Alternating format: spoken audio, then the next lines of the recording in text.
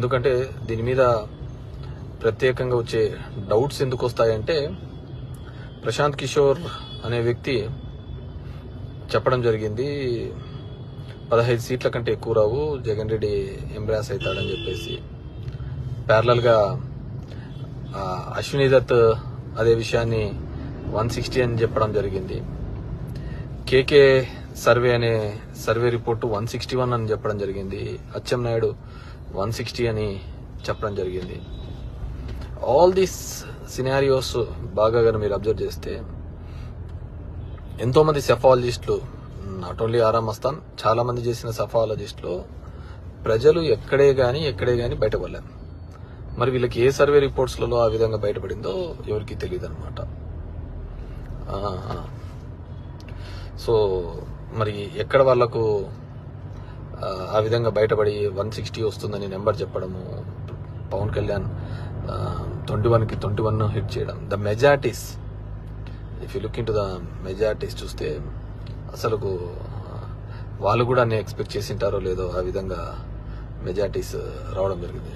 If you look in to the చాలా చోట్ల వాళ్ళు కూడా ఎక్స్పెక్ట్ చేయలే ఆ విధంగా వస్తుందని. అండ్ ఒకవేళ ప్రజల్లో అంత వ్యతిరేకత ఉన్న, ఆ విధమైన భావజాలంతో ఉంటా గానీ అది మిగతా సెఫాలజిస్టులు చేసినప్పుడు కానీ దీనిలోనూ బయటపడేవాళ్ళు.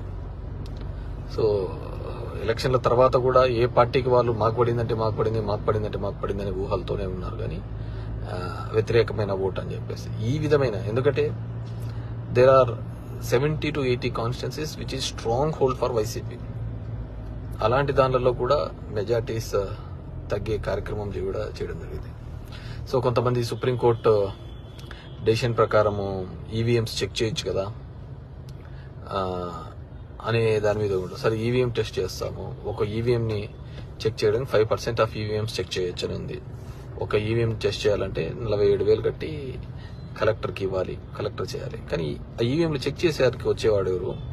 కంపెనీ రిప్రజెంటేటివే కదా. మరి కంపెనీ రిప్రజెంటేటివ్ వచ్చి అది సరిగ్గా లేదని ఎలా చెప్పగలుగుతాడు? బాగుందనే చెప్తాడు.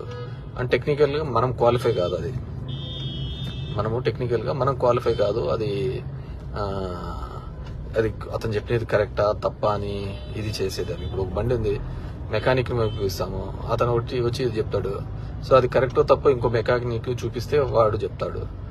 వెరాజ్ ఈవీఎంస్ కి సంబంధించి టెక్నికల్ గా వాళ్ళ మనిషి వచ్చి చెప్తాడు కాబట్టి లేదు అంతా బాగుంది అంటాడు. మనం ఏం చేసేకైతుంది? సో సెలెక్టెడ్ ప్లేసెస్ గా ట్యాంపరింగ్ కానీ లేకుంటే మ్యానిపులేషన్స్ జరిగిందనేది ప్రతి ఒక్కరూ కూడా బిలీవ్ చేస్తున్నారు ఈరోజు ఆంధ్రప్రదేశ్ రాష్ట్రంలో.